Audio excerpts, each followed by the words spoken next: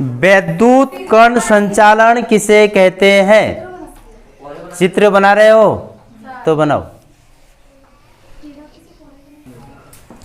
विद्युत कण संचालन की परिभाषा लिखिए। कोलाइडी विलयन विद्युत के उदासीन होता है।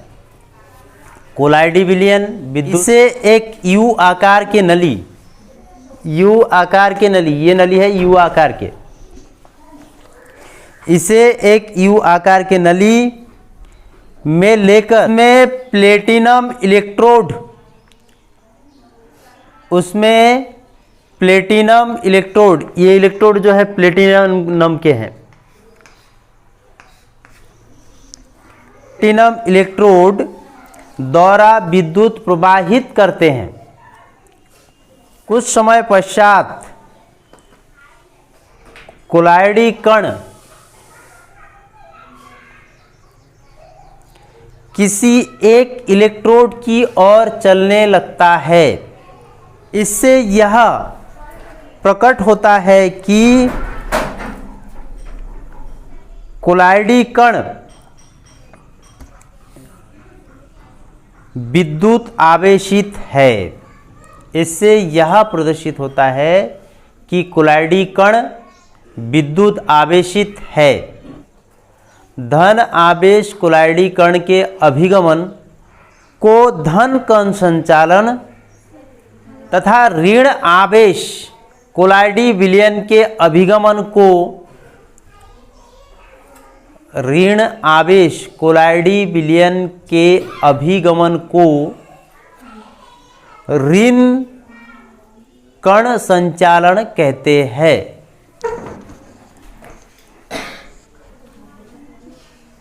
लिख लिया कि नहीं?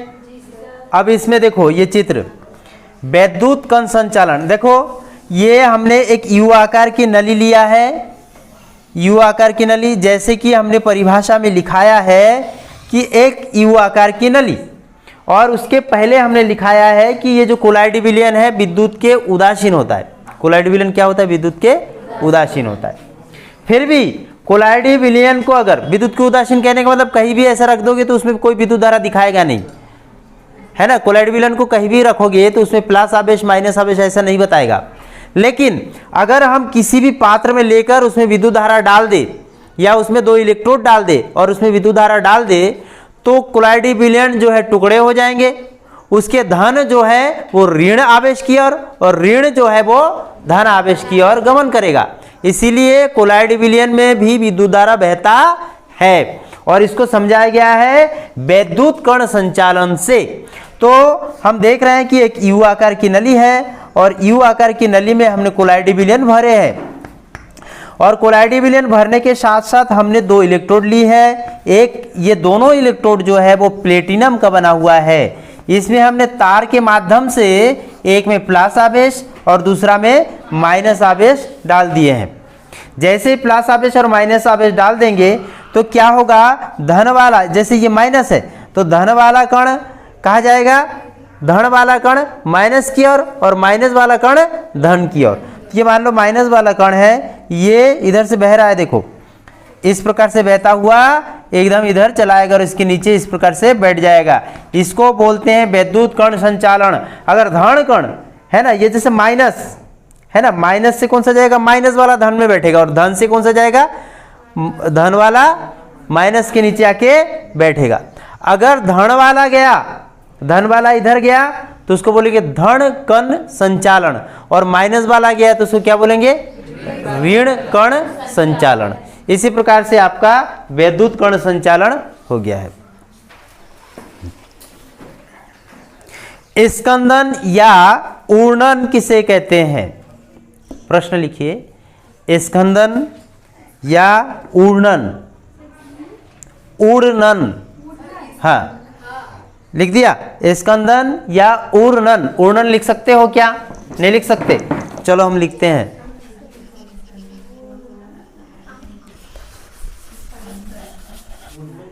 एक ही चीज है, स्कंदन एवं ऊर्णन। स्कंदन या ऊर्णन एक ही चीज है, ये लिखिए स्कंदन एवं ऊर्णन।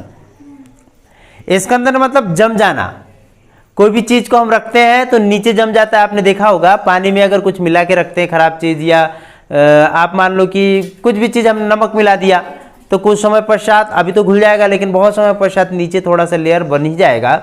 या आप कुछ भी रखो, है ना, जो कोलाइड विलेन बनता है वो तो घुलेगा नहीं, लेकिन जो कोलाइड विलेन नहीं बनता वो नीचे जम जाएगा। अब एक चीज़ समझना, कोलाइड विलेन नीचे नहीं जमता।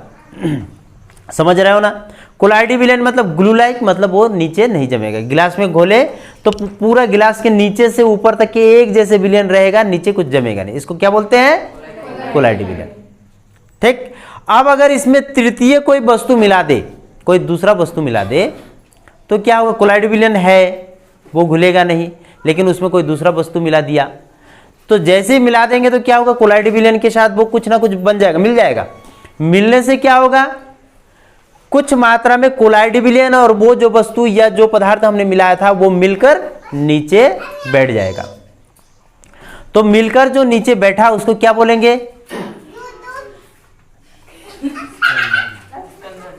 इसको क्या बोलेंगे? स्कंदन। और उसका दूसरा नाम क्या है? ऊर्णन। क्या नाम है? ऊर्णन। अब देखना क्या बोला, एक द्रव्य ऐसा जो किसी दूसरे द्रव्य से कभी नहीं घुलता, जैसे तेल। तेल को अगर पानी से घोलोगे तो कभी नहीं घुलेगा, ठीक है। और दूसरा है पानी, तो मतलब दोनों द्रव्य अलग अलग है। पानी के साथ तेल कभी नहीं घुलेगा, तेल के साथ पानी कभी नहीं घुलेगा। दोनों को लेकर अगर हम बहुत ज़्यादा फेंटेंगे, फेंटते हैं ना, फेंटेंगे तो सफ़ेद सफ़ेद बन जाता है ना, देखा आपने? तो वो क्या बन जाता है? पायस। ठीक है, उसको क्या बोलेंगे? पायस। लिख। और ये देखो चित्र में, अच्छा से देखो, चित्र में हमने बनाया है ये, इस वाले में देखो ये ओ लिखा है वाइन माने तेल, और ये जो पानी, पानी में तेल का मिश्रण, पानी में तेल का मिश्रण पायस हो गया।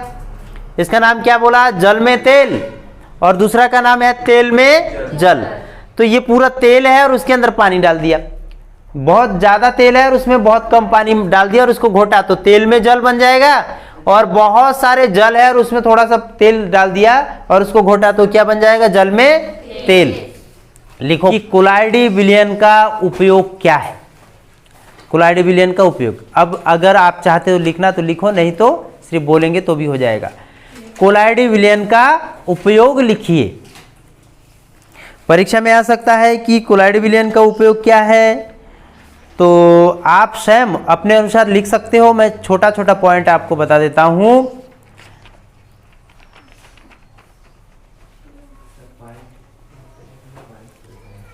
ठीक है, आप सुनो।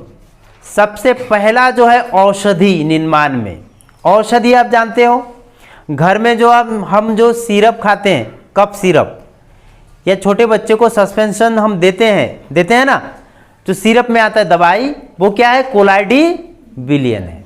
कोलाइड विलेन मतलब उसमें हम जो है थोड़ा सा शक्कर मिलाते हैं, थोड़ा सा सेंट मिलाते हैं और दवाई मिला देते हैं और उसको घोट देते हैं ताकि बच्चे खा सके। मीठा मीठा होगा तो बच्चे खा पाएगा, नहीं तो मीठा मीठा नहीं होगा तो बहुत तीता लगेगा तो बच्चे नहीं खा पाएगा।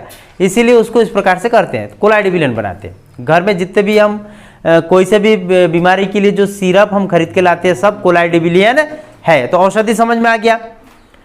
दूसरा जो है हम देखते हैं कैप्सूल।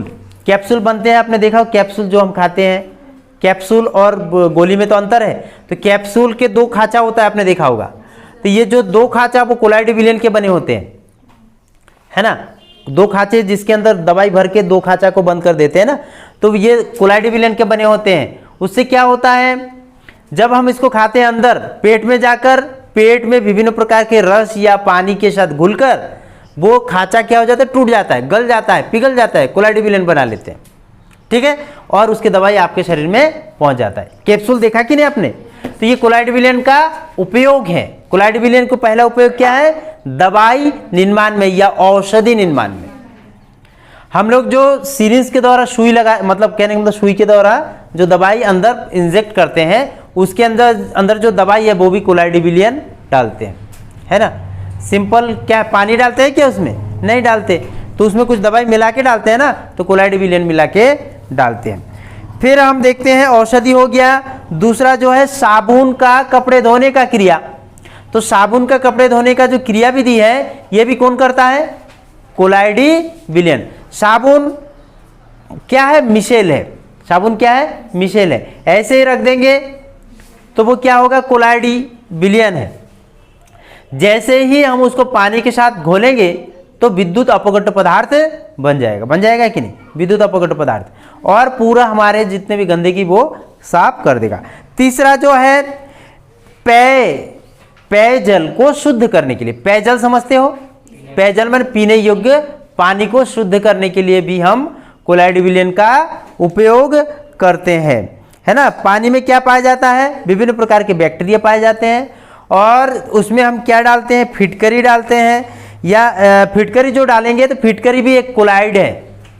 फिटकरी में 24 पानी है, 24 वाटर है उसमें, है ना। तो वो भी एक कोलाइडी कण जैसे है, उसको जैसे हम पानी में डालेंगे तो पूरा पानी को कोलाइडी जैसे बना लेगा और पूरा उसमें से खराब पदार्थ नीचे बैठ जाएगा। फिर बहित मल के गंदगी को अलग करना, लिखना है क्या आपको? अनुप्रयोग तो लिखो। सबसे पहला औषधि में आप लिख लोगे, औषधि पॉइंट में फिर आप लिख सकते हो। दूसरा में लिखो साबुन का कपड़े धोने का क्रिया विधि, साबुन का कपड़े धोने के क्रिया विधि, ये कोलाइडी विलियन के अनुप्रयोग है, साबुन का कपड़े धोने का क्रिया विधि। तीसरा लिखो जल का शुद्धिकरण,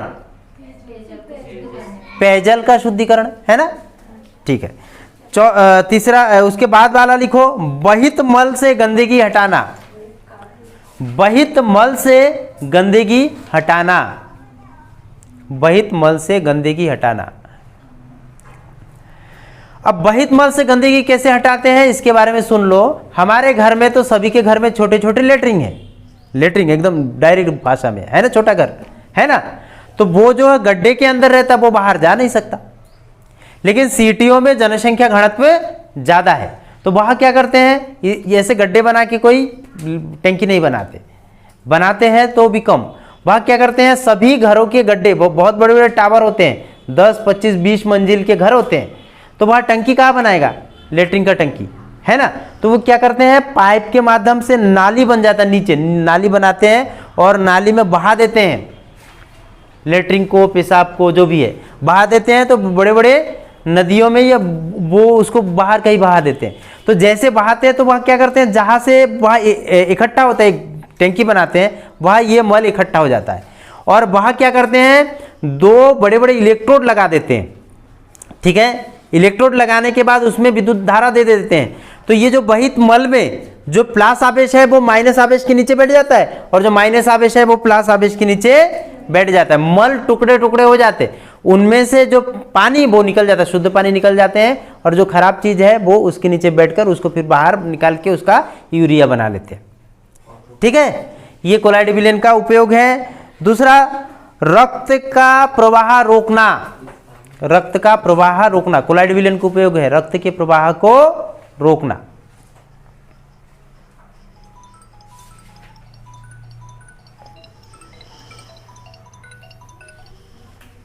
रक्त के प्रवाह को रोकना।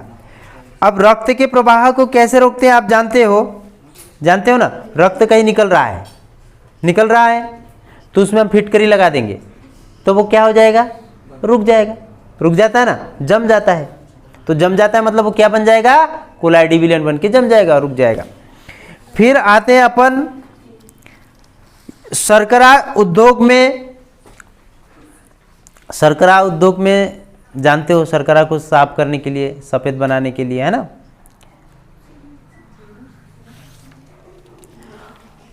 ठीक, फिर लिखो कपड़े को रंगने में, कपड़े को रंगने में, कपड़े को रंगने में, ठीक है। कपड़े कैसे रंगा जाता है, कोलाइडी विलियन बना के उसके अंदर डाला जाता है, कपड़ा रंग जाता है। तो इसी प्रकार से इसका हो गया है। और अंतिम लिखो रबड़ उद्योग में, रबड़ उद्योग में, हाँ, रबड़ लिख दिया उद्योग में। ये रबड़ उद्योग में कैसा होता है, जैसे हम पंजा बनाएंगे, मान लो पंजा, हाथ के पंजा बनाएंगे ना, तो क्या करेंगे, उसमें प्लस आवेश दे देंगे इसमें और रबड़ के घोल डाल देंगे। रबड़ में माइनस आवेश है तो प्लस के चारों ओर आके जम जाएगा। रबड़ मतलब कहाँ से निकलता है पता है आपको? पेड़ के क्या होता है, रस है ना, पेड़ के रस है रबड़। तो ये इसको हम अगर घोल के, पानी में घोल के इसको रख दे और इसमें अगर हम कोई जो भी चीज बना रहे हैं उसको रख दे तो रबड़ क्या होगा, उसके चारों ओर जम के वो वैसे आकृति बन जाएगा। तो रबड़ उद्योग में इस प्रकार से आज का जो पाठ है, केमिस्ट्री का जो पाठ है, सतह रसायन, यही समाप्त